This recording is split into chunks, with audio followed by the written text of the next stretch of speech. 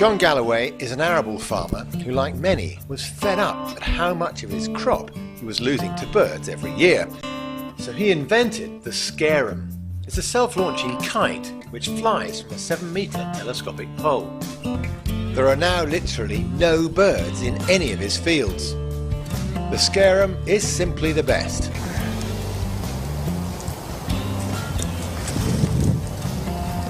And how many days do you not get 1.5 miles per hour of wind in the middle of a field?